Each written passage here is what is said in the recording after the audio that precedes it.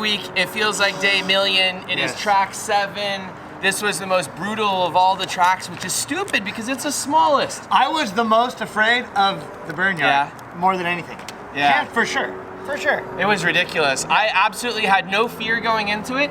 And then like, as soon as I saw them stack up and stop and I got whacked, were you watching it? Of the whole thing. I got whacked from behind and got thrown into him. And then the second time he hit the curb and I was just like, well, we're going in. Like, boom. Oh my God. I just pulled off. I was like, I am not responsible for any more damage. See what I mean? I was more worried about this. He drove 400 laps this weekend, didn't touch a single person. And then at this little... This is dangerous. This is dangerous. Real. Now, even thinking about running 12 cars on this is ridiculous. Not gonna happen. But anyway, maybe 6. Yeah, 6 good drivers that, first of all, you guys were stacked up compared to like... You gotta be stacked. Because you were stacked up and I was like, oh, we'll just be stacked up. It's no big deal. And then we jumped in and I'm like, oh my God. Okay, so anyways, it's the end of Drift Week. It went amazing. Couldn't have gone better. That's not like me, like, you know... No, it really could. My own harm. It really could. I'm just saying, it was amazing. For the first one, better than expected. Yeah. In my opinion. I think so too. And it was also one of those things that it was pretty relaxed. Until today, I had like my dad voice on, I was yelling at people. But before that, it was good. It was more relaxed. Everybody was just kind of like flowing through everything. Definitely. But we don't need to talk about that too much. We will say that I think this is the best car to bring on this trip if you're just 2 people. 3 or 4 people, like Adam's car is probably the best car. Yep. Adam's car is, this maybe with mufflers might be a little bit better. Yeah, I will say it was a little bit loud. I wanted to make it a little bit quieter, but at the same time, like, it wasn't too bad on the freeway. Mm-hmm. You know, like, inside the car is not as loud as on the outside, really not. And you gotta remember on the freeway, it's like 1,600 RPM. Yeah. You know, no wind noise. So this all started for me with Aaron obviously reaching out, and he says he was just asking what I thought about it, but he was asking if I would be down. He was, or at least that's how I perceive it. He won't let this go, by the way. He will not. I made a comment in a YouTube video, and that I didn't invite him, that he invited himself, and he will not let this go. That just goes to show, I'm watching. I see everything. How do you have time to do anything online? Dude, I don't sleep much. That's crazy. Yeah, so preparing for this trip, I slept even less, because I already have like an insane schedule, and then getting the car ready for this, on top of keeping the competition car flowing as it needs to while I'm gone, was, an absolute nightmare. But I approach this like I do anything, like FD, like this thing was fully prepped. Everything that I could possibly need in my own mind, I had. Everything that was super important had to fit inside the car. Like, we took our time fitting coolers and like buying the right ramps and having the right jack and the right jack stands and like working with Boxo and having the right tool rolls that was gonna fit in the car and having the right pieces of luggage that were gonna fit in the car and making sure that we had iPad mounts that were able to Bluetooth to this. Like, I really put a lot of effort into this. I did. You feel like you put more effort into it than I do. No way. No, but it's easy, right? Like, I get to focus on one thing. It's a car that I'm familiar with, and it was something that I cared about, so it was easy to care. You're a bit of a hothead. You are passionate and focused, and when you get all those things together, like, you can get angry on a dime, and I'm going somewhere with this. Okay. Like, if something happens to him, he's not going to roll over on something. If you're like, F you, Matt, you did something to me, you'd be like, no, right there, like, no. Like, he's willing to, like, throw down. And I think that is something that really good drivers have in common. Really good drivers are a bit of, I don't want to say, like, in a bad way, but they're a bit of an asshole. Yep. Because they want their way, because their vision of everything is the most important. Yep. They know what's right. F anybody else, like, they'll absorb other people's ideas and of take course. what they want. Oh, have to open mind. But you're very strong-minded and strong-willed, and that does not mean you're making friends necessarily. Like, I don't have a lot of friends. No, people want to be friends with you because you're the best at something, not because necessarily you have the personality they want to hang out with. No, but you know what I mean. Like, you're not easygoing. I agree. Yeah. And it's the same way with Chelsea and Luke and a lot of really high-end athletes. And I mean, it has to be that way though, because you guys think differently. You act differently, and then you're more successful than the people around you doing stuff. Do you agree with that? It's funny when I meet people, like, I feel everybody has the same perception. Like, yes, I'm very focused and driven, and people are like, that's great. But at the end of the day, I walk away and I know people are like, that guy's an asshole. But I'm not trying to be an asshole. I just like, I don't even have time for this. I got shit to do. Excuse me, go around you. Yep, I'm on a path. I think like a lot of us, like Chelsea, and like what we talked about when we were in Texas, right? We have our path and we're heading down, and no one's going to stop us and nothing's going to shift our focus. I go through this life with my drift blinders on, and the only thing that I truly care about in this world is being successful at what I want to do, which is drifting. Kind of going on that path, I meet people like Adam. Adam is successful at YouTube. Adam's successful at drifting. Adam is successful at BMX. And these different things. A lot of people, Fink was successful at BMX. He's successful at drifting again. Like, the same people rise to the top in each subject matter. Were you the same way in anything, where you're the best at something or extremely good? Or is this the only thing you've ever been really good at? So I did quarter midget racing when I was really, really young, because my dad kind of was like, this is something that was close to home. I would say I was good at the younger, like, you know, in the entry level group, I won out and I won a bunch and it was great. Then I moved up to the next level where the kids were older than me, more experienced, maybe more driven than I was. And I was kind of, like I told my dad, I'm tired of going around in a circle, I don't want to do this anymore. So he's like, no problem, sold the quarter midget, like no issue at all. And I got really into skateboarding, and that was like my focus forever and ever. But I was at that age where, like, there wasn't a lot of young pro skaters, right? Like, all the pros who were really making it were older dudes, like into their 30s or into their late 20s. And I was, 14, 15, 16 when I was a skateboarder. That's all I cared about. So I was good, but I definitely wasn't the best. But I was better than my friends, at least. But when I found drifting at like 15 and a half, ever since then, that was like my focus. So I didn't necessarily have a whole career before, because I was going to high school, then going to college, and found drifting at 15 and a half, and that was it. What I was getting at was, how does a person become a winner? Like, if a person's, I'm a pretty quiet person most of the time. Like, I would rather not have confrontation. Like, you're all about confrontation. No, it's true. A person that is not willing to have a bunch of confrontation and stuff is probably not going to have a good time winning unless they're obscenely talented. Right.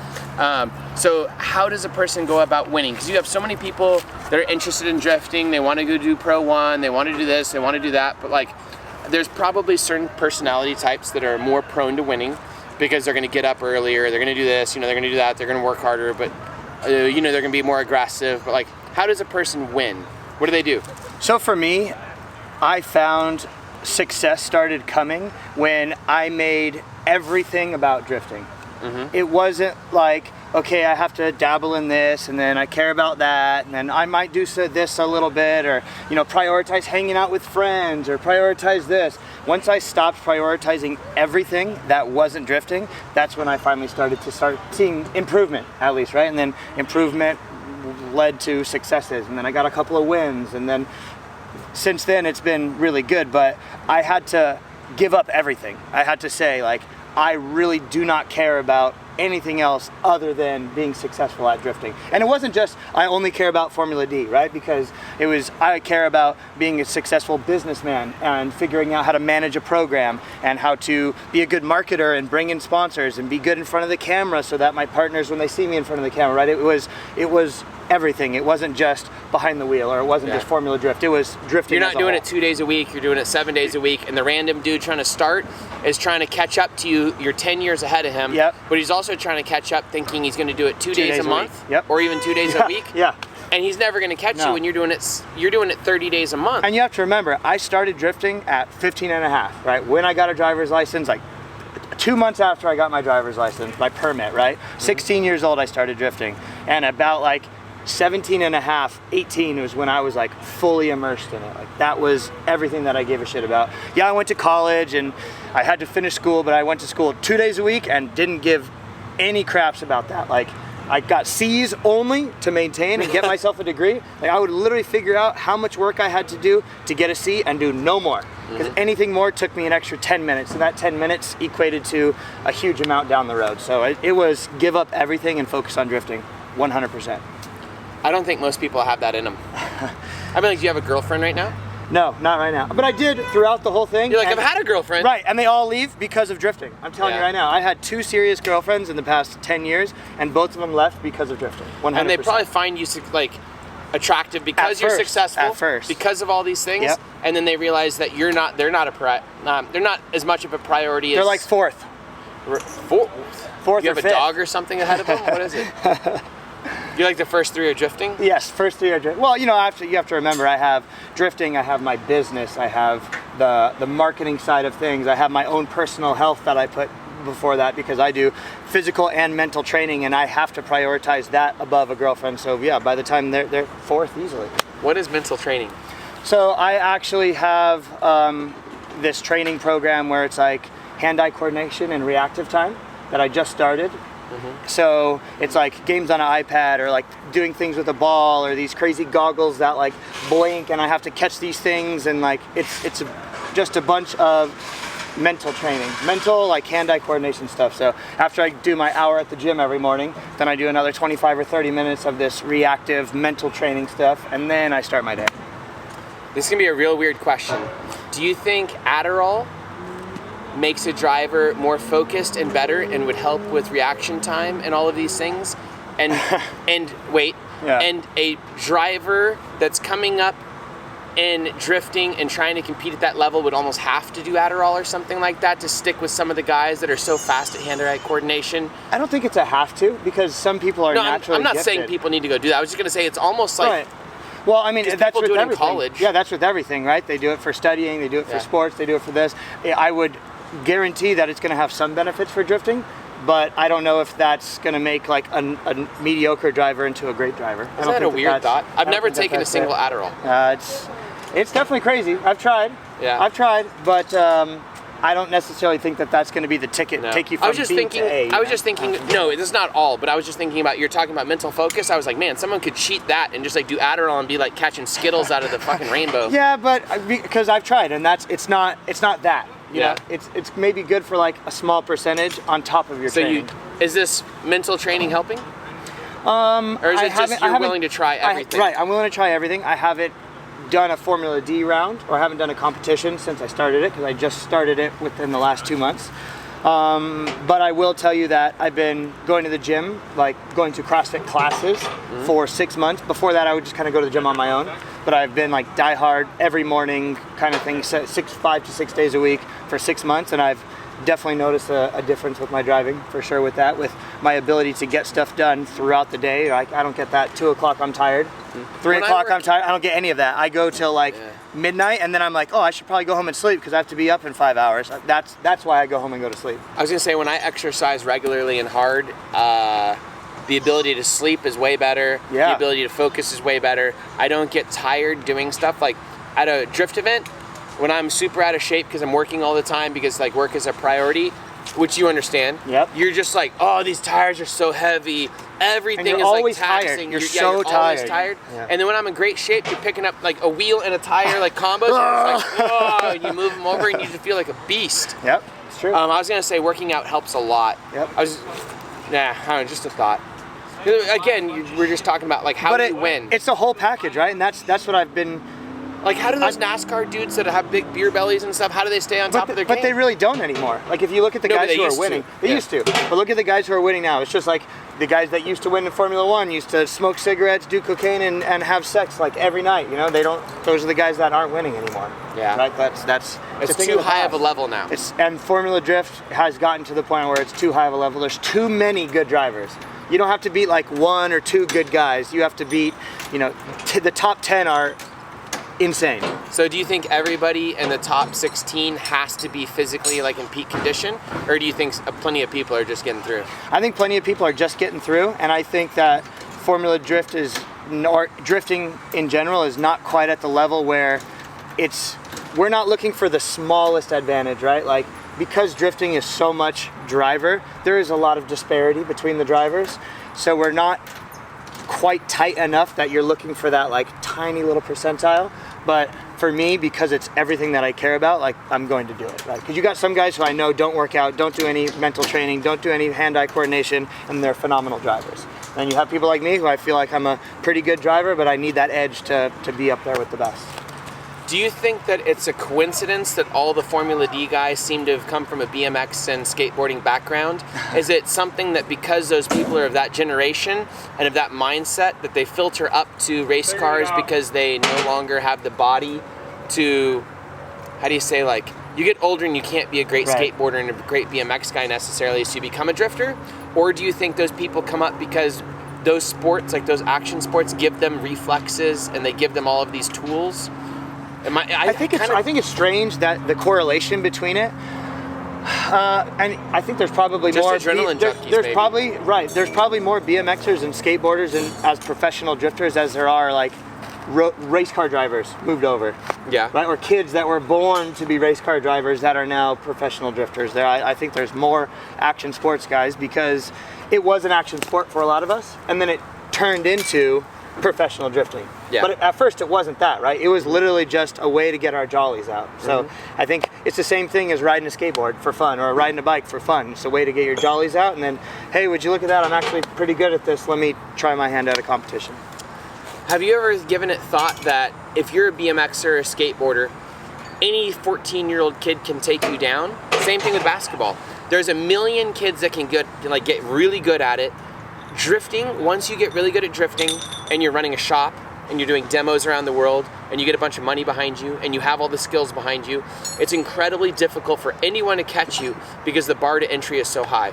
You can't have inner city kids practicing in drift cars and getting good because the cost to enter is so high. So you're basically limited to mostly kids with, decently well-off families that can afford to either get them into the sport rather young so that they can get in it young enough to have some success, right? Or that they have a flexible schedule enough with money and all these things. It's not every kid can do it. Right. So instead of having, 50 million kids that can potentially play basketball in America, be able to do it, depending on height, their body structure and stuff.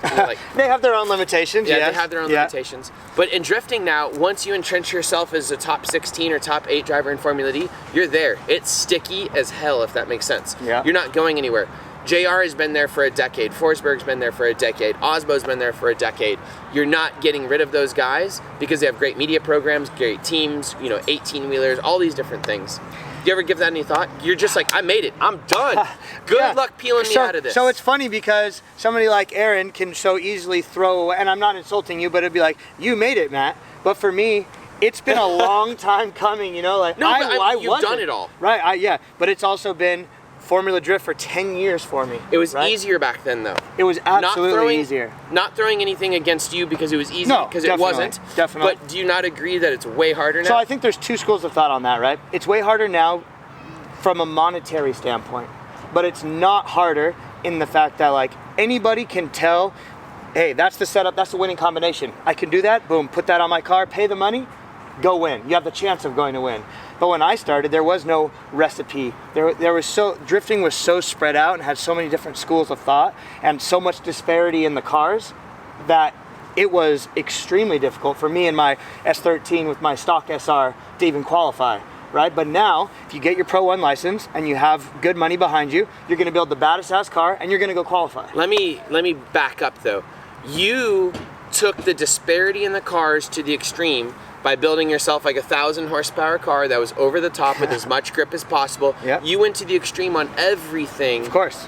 And you had an easier time back then going to an extreme to differentiate yourself from everyone else car-wise, if that makes sense, versus now. Right. Now, you Everyone, can't have more power than anybody else because it doesn't matter because tire wear. And I was one of the early people to have big power. I was, for sure. So you built a bazooka to go to a gunfight, and you can't build a bazooka anymore unless you...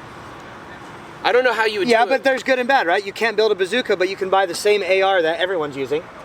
And then what's an AR? The gun, right? Oh. You're talking about guns. You can buy the same gun, right? You can bring the same gun to the gunfight that everyone has. Yeah. Whereas before, I didn't even know what a gun was. And then when I found out what a gun was, I built the biggest, most badass gun I could possibly build.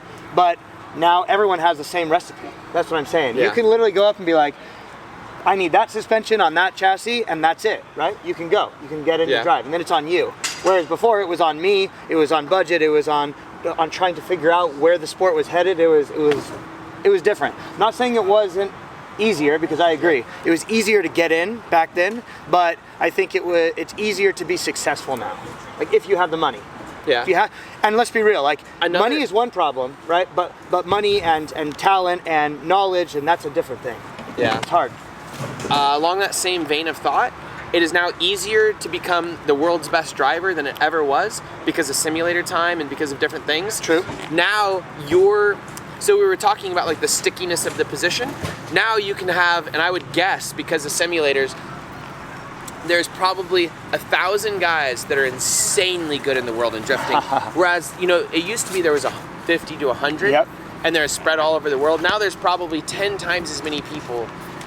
They'll never have budgets or anything, but they'll still be, you know, filtering up, and the driving ability is no longer what necessarily separates you from everyone else. It's the fact that you've been there, you've done that, you have the experience, you have the car, you have the team, you have the equipment, you have the experience of being to all those tracks, and then all the gearing, you know, like all the information, the data. Like there's a whole package there. That's the biggest thing with me. No, that's the biggest thing with me is reminding people that professional drifting is about the package. It's not about the one driver. It's not about the best car, the best tire, the most power, the most money. That literally has 1, 2, 3, 4, 5% to do with it, right? Like that's what it is. It's the whole package, including having the team behind you, and it's everything. And it takes many years to learn and to gather the right people, to get in the right mindset to be successful. That's the hardest part, is getting surrounded by the people who all have the same mindset, who want you to win as much as you want to win. Because sometimes you can't pay somebody enough to give a fuck. You cannot. Like, the people give a fuck if they give a fuck, and that's just it. And it's taken me a long time to get the crew behind me that has even given me the slightest chance of winning. And I feel like I have that now. And then you got to keep them. You got to keep them, you got to keep them happy, and every year everyone wants more money, and you want to do more, and everyone wants more for what they were already spending, and it keeps getting difficult. So yeah, the barrier is getting more difficult, but at the same time, at least the knowledge is out there, right? Somebody's going to write a book on this. Somebody's going to write a book on how to be a pro drifter or whatever, and it's gonna be a thing. I always thought about, it was so odd that like the TV show Friends or the TV show Game of Thrones, they can only go so many seasons because all of the people involved want to get paid so much, it kills the budget. And if you look at, I don't like to pull out individuals because I don't really know much about this stuff. I don't know how much you write checks for or whatever. But like JR's program, I wonder if it could ever be scaled back in any fashion to meet a economic decline, or, you know, like this or that. Like, it's got to be hard to scale back. It almost feels like failure sometimes to scale back. Could you imagine like firing half your staff and like trying to do it on an open car trailer? I know. Because you're an 18-wheeler team, right? Yep. 18-wheeler, my full own awning. My own. Yeah. It was cash, right? That you just threw down cash? Yeah, I did buy it with cash. You did? Yeah. But it Not was a 30-year mortgage? But it was substantially cheaper than anybody might think it would be. So their deals are out there, dude. You guys got to remember, I'm a cheap ass too. Yeah. Who just has been able throughout all these years to have shit. But I wasn't always this way. I've been a broke ass kid since day one, and I came from a family with not a lot of money, just like a normal family. Yeah. Normal. I paid just for my own shit. Just a normal circle track family that gives their kids race cars and goes racing. But you gotta remember, right? My dad has trophy trucks. Just the not normal, trophy trucks. Just the normal, everyday not California family in Beverly Hills. Not in Beverly Hills. All right, to put this into actual perspective, right? My dad's race truck is badass, but everything's built by him. Yeah, I'm just trolling over the 15 years or 20 years that he's had the thing, right? Which is nowhere near a trophy truck. To go racing quarter midgets was probably the same amount of money that a lot of kids paid to go to like a soccer camp, specialty whatever, or something like that, right? Like, it wasn't that much money. And to be able to sell that and then to figure like, I want to do drifting and kind of be put on that on my own because my parents didn't support it until I started doing competitions. And then at the very most, my parents would be like, all right, we'll pay your entry fee to FD. That's what we'll do. We'll buy your entry fee, which back then was like, you know, $4,000 or something like that. $3,200. Like, we'll pay your entry fee for the first year. And other than that, it was me. That's awesome. All right, next subject. Just so everyone knows, fucking guy. Have a unique thought. Unique thought. Drift week was mine for this week. I tell people all the time, like, I'm always trying to change drifting in some way. It doesn't always work out better, but like we had a Kenda rule, or I did a Texas Street Legal Series where we limited the cars, we got rid of qualifying, you know, like we try and get rid of single laps on tracks so that everybody's tandeming. We tried the Drift Week thing. I give away prizes to go to Japan and we go do all that crap. I agree. I think Aaron is really good at shaping the drifting world and doing something that not everybody is doing, and I think it's great. I've actually been a fan of like Aaron and watching what they're doing for a long time. I have. Oh, thank you very much. What do we do, if you know what I mean, in the future? Because I was talking to David Mesker before that. Before he started Pro 2, I told you a minute ago, I was like, David, you have, I don't want to throw him under the bus and say how much money, but you know how much a full season of Pro 2 and a 3.4 liter dog box, JZ, quick change car, all that shit. I was like, David, you have the ability to spend this on anything. Yeah. Like, let's be creative. He's like, I want to do FD. And I'm like, that's great. You can 100% do that. Like, we'll help with that. You know, like, we're going to do what we can. We'll pick up some sponsors, but the sponsors are going to cover 2% of the tab, or, 3%. And you're going to feel proud to get it. I was like, what do we do that's in, like, I was like, we already go to Japan. He's been in Japan like half a dozen times with me. That's 90 days of driving or something. Like, what is something else that's unique that we can go do with our effort in drifting? Drift Week was one. And I asked him, I was like, was this better than you spending the money on that? And he's like, oh, 100%. You're like, so it's just a different idea. And I'm not throwing FD Pro-Am, guys, because I host an FD Pro-Am series. I'm not throwing that this stuff is the funny under the part bus. about hearing what he talks about. Well, no, I'm just thinking about, like... But he dropped the truth. He dropped the truth on these kids. It's not just that. It's that there's only... How many spots in FD are there to be successful? You say it, not me. To be successful? Yeah, how many successful spots are in FD that are filled? To be successful and like continue on this journey, you got to be in the top 16 consistently. Okay. But there are 32 spots plus whatever filters in from petitions and stuff like that. So let's say like a possible of 40 in Pro 1. Okay. I think Pro 2 is pretty open. But if there's that many people, let's say you said 32 or 16, and I have 60 kids driving in Pro 2. Yep. And there's another 6 or 7 organizations. I have to make sure that there's something else that these kids can do that entertains them, that's fun. Otherwise, I'm breaking a lot of hearts.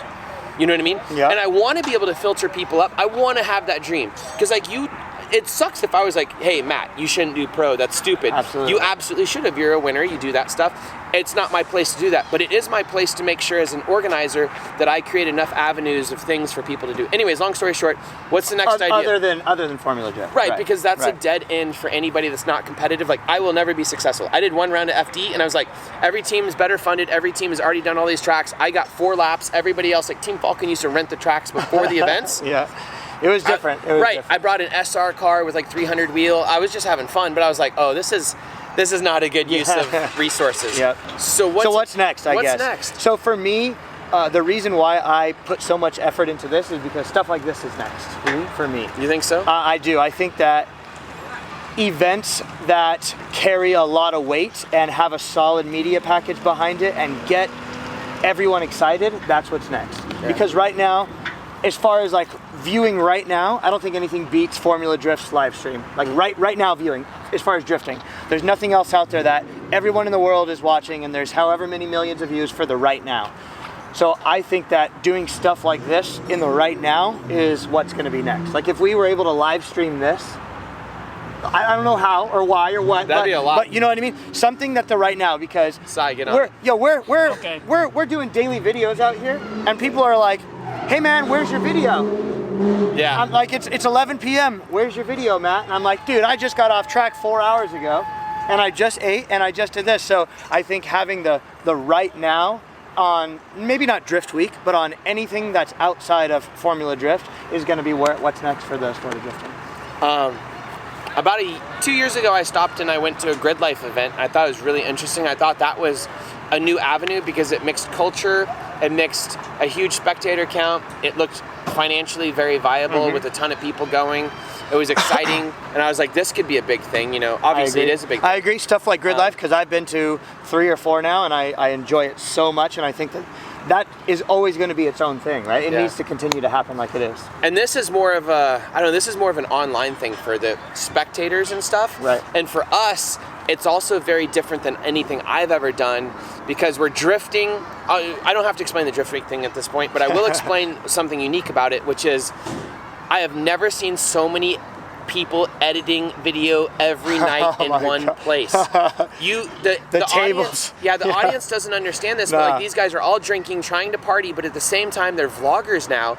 So he is literally editing video while trying to like drink with friends and get people rowdy, but like it's interrupting the flow of things. We need editors. The worst of the whole thing was on one of the hauls from one location to the other, I had to sit in the passenger seat and do editing in the Corvette Well, Yeah. we were on the way to the next location, and I had to stop off at a Starbucks and upload my video and wait, 2 hours while I uploaded, and then hop back in and finish the 12-hour drive or something. So it was rough, but I mean, that just goes to show you how much we care about this and care about you guys. I just thought about the craziest thing. What if, with a little bit of budget, we hired a van of editors? Ooh, yep. Like, I was trying to think of ways to make this event better. I was like, holy crap, if we just had editors. A media van, dude. Yes, you guys would probably just be like, oh my God, thank you. Yes, thank you. That would free up 3 or 4 hours of every night. Every night.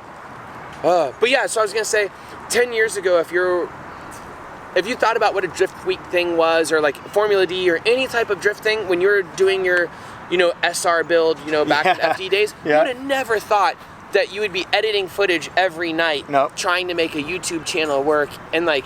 So I thought I didn't have time back then. Now you really don't have time. And now I have 50 times more stuff going on in my life than I did back then, and I still managed to find time to edit videos or go to the gym or do stuff like Drift Week, and like, it just goes to show you the capacity of a human being. It's crazy. It's absolutely crazy. I don't know how things stack so much.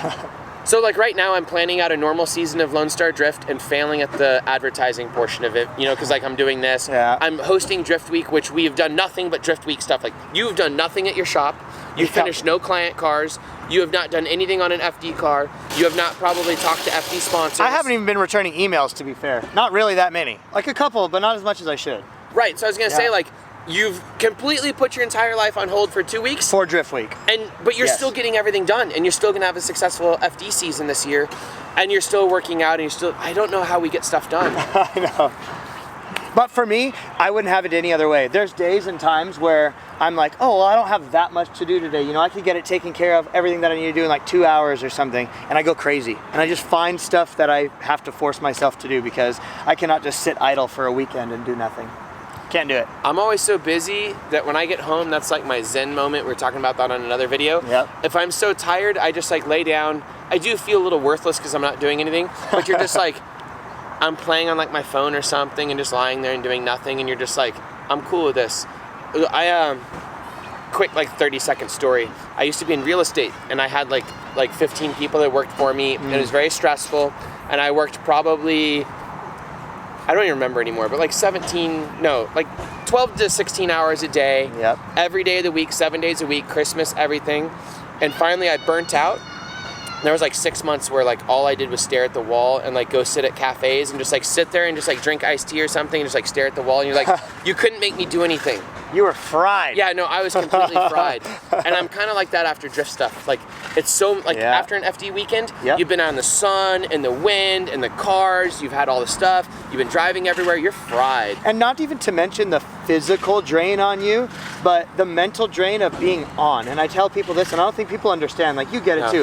When there's that many eyes looking at you, and you have to put on your face and be happy and be energetic and entertaining and engaging, it's so exhausting that at the end of an FD weekend, I need to do a reset. I do. Yeah. Absolutely. No, you need to edit a video now. Yeah, that's what's going to be now. Yeah. Now, I think I overcommitted myself with these daily videos on this Drift Week thing. I think that people are going to be expecting too much. Yeah, but you still did it. I did. That's what's crazy. I can't believe it. I did it. I can't believe it.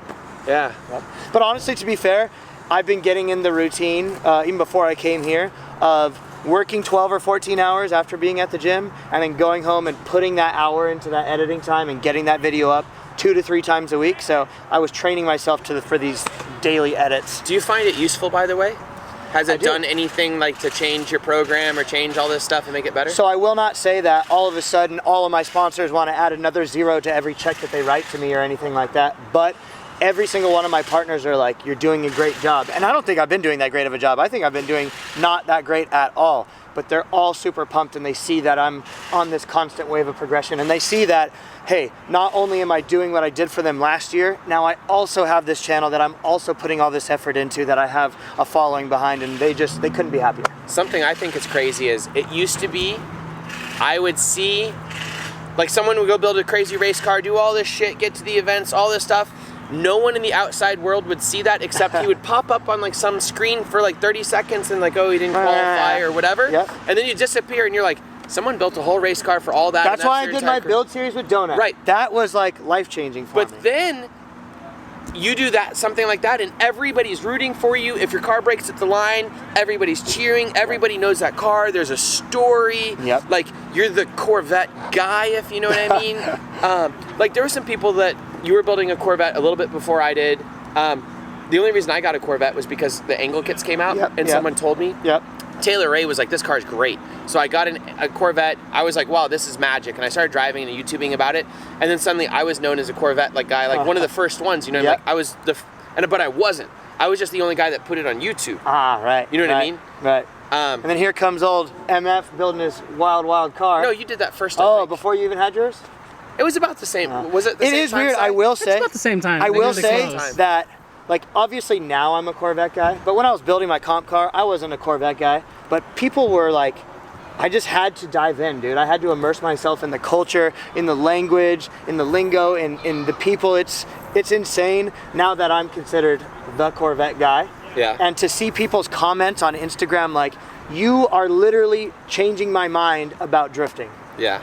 To see something because they like were Corvette people before? Or no, because maybe they were Jay-Z people or S-chassis people, or they had a 350Z, and to see them like, I'm questioning my next move in drifting because of your Corvette. And more so than anything, like the comp car is obviously amazing, right? I poured my heart and soul, spent way too much money, but it's almost unattainable, so people aren't really that into it. Like, it's badass, but they're not that into it. But that car, people are so into it because it's extremely obtainable. It's just a normal car. Like, yeah, there's a good amount of money into it, but it's not FD fairy tale money. It's not. On my car, I had a friend, Nick, and Marco. Oh my God, I feel so bad for getting named Marco. Oh my God. I'm so sorry. I'm so bad at names. Anyways,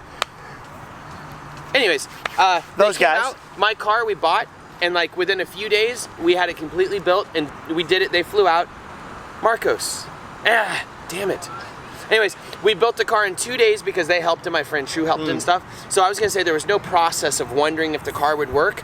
Like, it just went together, and in 48 hours we were driving it. From the time like we got it kind of thing to whatever, because they brought the knuckles on a plane and all that stuff. It was such a cool experience. Did you think that car was gonna work immediately? Like, you had faith, like this FD car is gonna work? Or did you drive one that already had PPM knuckles? No, I didn't drive any. There was no knuckles, there was no nothing. Before my comp car, there was no drift vets out there, right, in my mind. Obviously, the vet nuts guys had their stuff and everything. So I knew it was, I saw some videos here or there on the internet, but it was more or less me doing the research and seeing on paper, this car should make sense. It should make sense. But without any aftermarket support, like, yeah, it's cool that those guys made knuckles, but now when you see what Part Shop Max has in the catalog, the fact that it's a bolt-on affair and you know that there's support for it, now it makes sense. But when I started building my car, I didn't even know when I was gonna have some knuckles, what kind of knuckle, are they gonna be stock, are they gonna be billet, are we gonna buy it from somebody else? I had no idea. It was just, start building the car,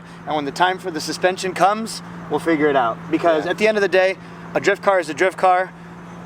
It's gonna have the same things, right? The rear-mounted radiator, the big power, the sequential or the dog box, right? You mean an FD drift car, not just a drift car. Right, sorry. A competition drift car, especially a Formula drift car, is gonna have certain things. So I just went down that path, building those certain things, and then when the time came that we needed suspension, Part Shop Max had my back, and they literally like built everything for my car. And now anybody can buy it, and it's fairly affordable, I feel like. Other than my billet knuckles. I was just gonna those say, are really expensive. $3,600 for yeah. But they have both, right? They have like the competition billet knuckle, or they have the stock modified knuckle, and that's what that's a stock modified knuckle on that car. Nothing special. Yeah, that's what I have in mine too. But I have all stock control arms. Right. So that's all. That's another cool thing, because I have my competition car. All the parts that come off of that, when I get the brand new production pieces, or I want to tweak this or change that, those old parts go on that car. Yeah. So that's all old suspension, other than a brand new knuckle, because that's a stock and a modified one. All right, we're going pretty long. I enjoy that and everything. Do you have anything to talk about, like a unique thought? We're doing trailer burnout. Trailer burnout. That's awesome. That is sick. The Trevor. Do you have any like neat things to talk about? because you have to remember, we're not just talking to each other, which is a good conversation, but there's a lot of YouTube people out there. Right. So like the Corvette stuff, there's a lot of people that are still like, Corvettes can drift. Right. Like, so I guess for me, the biggest thing, and it's funny, I always seem to find myself talking about Corvettes, but I'm gonna embrace it, I'm gonna live it. It really has been life-changing for me as a person, as a driver, as a shop, like as a car builder, developer. My partners have taken to it much more. And like going back to it, seeing the comments on Instagram, like literally that I'm changing perceptions of drifting, that's huge to me, because when you really like break it down, we have done something, and I'm trying not to sound braggy, so forgive me if it does, but no, that's why you're good. But we Keep literally going. have done something that has changed the world of drifting with the Corvette. Yeah. And I'm not the only one responsible for it, but I feel like I have put a lot of effort into it, developing the aftermarket support, getting people to realize how good of the car is, answering questions on Instagram and YouTube. Like, I spend a lot of time answering these questions that people can Google in 2 seconds, but I don't give a shit. I care because I do it for the better of the community. So I pour my heart and soul into it. And to see people like you have changed a part of drifting, it feels I'm fucking really amazing. sad that we didn't start driving them sooner. Yeah, me too. Well, no, to for be real. fair though, 5-6 years ago they were maybe a little expensive, and now they're really not. Like a comp car isn't expensive already, or like an LS swap car. So I had like I mean, maybe I get it, I second get or it. third LS swapped car. Yeah. And like, because we had to hand make my headers, I think they were really expensive. Yeah. You know how much? They were probably headers are. $3,000, something like Justin, that. they were $2,500 Justin material. Yeah. I think. But I was gonna say, like, it was so expensive to build the first things. You know, like. Yep. Well, that's why my Corvette literally would have been cheaper. Yep. But you go back to it. You know how expensive it was to build 4 iterations of CNC billet knuckles with Part Shop Max, right? Like, it was But extremely if I would expensive. have bought a $40,000 Corvette, it literally would have been cheaper than building an LS 240. I get it, and that's what they used to be, 8 years ago, 9 years ago, something like that. And I had a bunch of people bring out LS.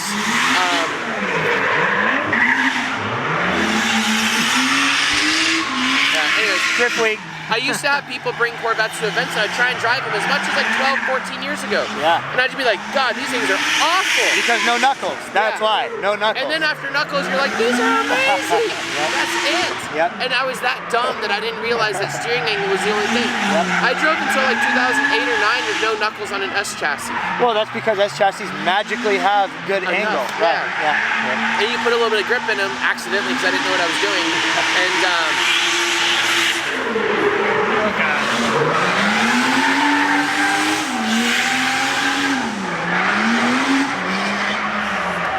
all right, Sai, do you have any questions?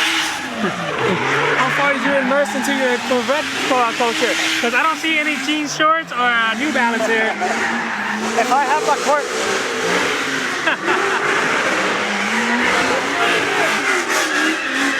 That's the loudest car in the world, too. JP's car.